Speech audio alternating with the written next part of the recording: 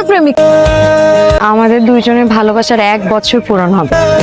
তাই রাইতে আমি এক ফোঁটাও ঘুমাইতে পারি নাই। আমার বিশ্বাস আপনি আমার কথা বুঝতে পারতেছেন। আমি এমনিতেই ওদের সামনে কালকে বলছি যে আপনি আমার বয়ফ্রেন্ড।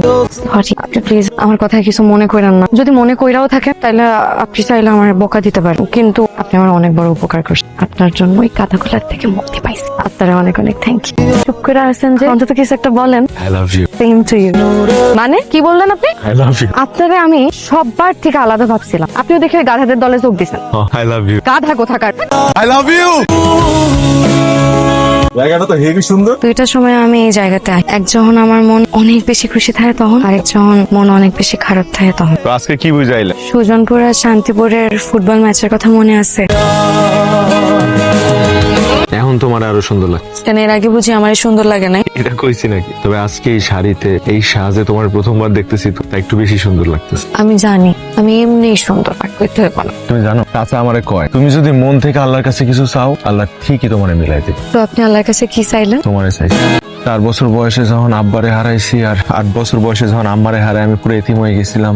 আরে বাপটাই ছিল আপন বলতে, ছিল একটা মা হেও মরে গেল, বাচ্চাটা আর কেউ রইলো না, আপন বলতে আর কিছুই নাই। কে বলছে আপন বলতে কেউ নাই? এই যে বাবা ওটা তো আজ থেকে এই পোলার সব দায়িত্ব আমার। এখন থেকে আমি ওরে আমার নিজের সন্তানের মতো করে মানুষ করব। এরপর থেকে চাচার কাছেই বড় হয়েছি। খেলাধুলা, চাচার সব দায়িত্ব নেওয়া, জীবনটা কোন রকম কাইটা যাইতেছিল। হুট করে একদিন সবুজ পাতা ফুটলো আর সেই সবুজ পাতাটা আমার এই সাথী। তুমি আমার জীবনে আসার পর থেকে আমার জীবন পুরো বদলাই গেছে। আজকে না আমার খুব করে তোমার এই কথাগুলো কইতে মন চাইতেছিল, তাই কইয়া ফেলাইলাম।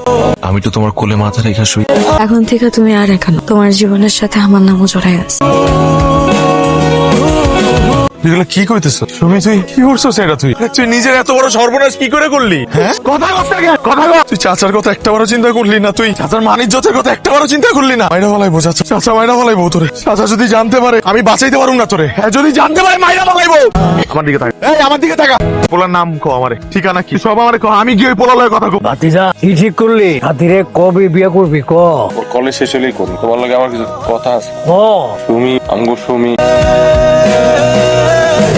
চাচা বিশ্বাস করো এখানে সুমির কোনো দোষ নাই। আমার মনে হয় চেয়ারম্যানের পোলাই সবকিছু করছে। চাচা ওর কোনো দোষ নাই। আমি তোমারে কইতেছি ও ছোট মানুষ, ও বুঝতে পারে নাই। চাচা ওরে আমি টুকরা টুকরা করে ভালাবো। চাচা, কি পাইছো? চাচা। সারা জীবন ধরে আমারে জ্বালাইতেছে। ওরে আমি চাচা পাগল হয়ে গেছো। চাচা আকার আমারে ছাইরা দে। চাচা ছাড়ো। ছাইরা দে, আমি ওরে নিজ হাতে টুকরা টুকরা করে ফেলামু। জন্মের সময় ওর মায়েরে খাইছে আর এখন পয়রা রইছে আমার 14 গোষ্ঠীর তিল তিল করে জমানোর সম্মান রে খাইতে। ওইটাছে আমার জন্য একটা অভিশাপ। ওর বাইজা থাকার কোনো অধিকার নাই। ও কেমনে পারলো আমার এত বড় ক্ষতি করতে? চাচা ছাড়ো। পাগল হয়ে গেছো তুমি। আজকে সুমির এই হালে লেগা তুমি দায়ী। একটাবার বুকে হাত দিয়ে কইতে পারবা ওর জন্মের পর থেকে আজ পর্যন্ত তুমি ওর সন্তান হিসেবে স্বীকার করছো কিনা? করো নাই। আর আজ জীবন এই মায়েরারে তুমি অভিশাপ মনে করে গেছো। আমার শাশুড়ি তোমার কাছে লয়ে গেছে, বিনিময়ে ওরে দিয়ে গেছে। এতে ওর কি দোষ?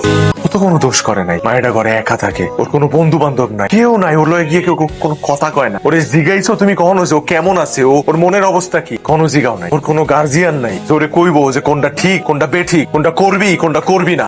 সুমিরে যদি একটা বা নিজের মায়া মনে করে একটু আদর করে বুকে চড়াই ধরতা তাহলে আজকে ও এত বড় পাপ কামটা করতে পারতো না। তুমি তো জানো না তোমার মায়া কতবার আত্মহত্যা করতে গেছিল, নিজের ভুলের প্রায়শ্চিত্ত করার লেগে মরতে গেছিল, কিন্তু করে নাই তোমার চোখের দিকে তাকায়, তোমার সম্মানের কথা চিন্তা করে।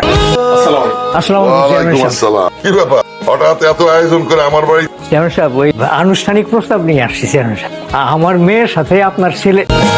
আপনি এই ইউনিয়নের মেম্বার আর আমি চেয়ারম্যান, সেই কারণেই আমি অতি বিনয়ের সাথে ভদ্রতার সাথে আপনার সাথে কথা বলতেছি। আপনি যে লোভ এবং আশা নিয়ে আইছেন সেটা আপনার কোনোদিনও পূরণ হবে না। চেয়ারম্যান সাহেব, আপনি এসব কি কথা বলতেছেন চেয়ারম্যান সাহেব? ওরা দুজনকে ভালোবাসে।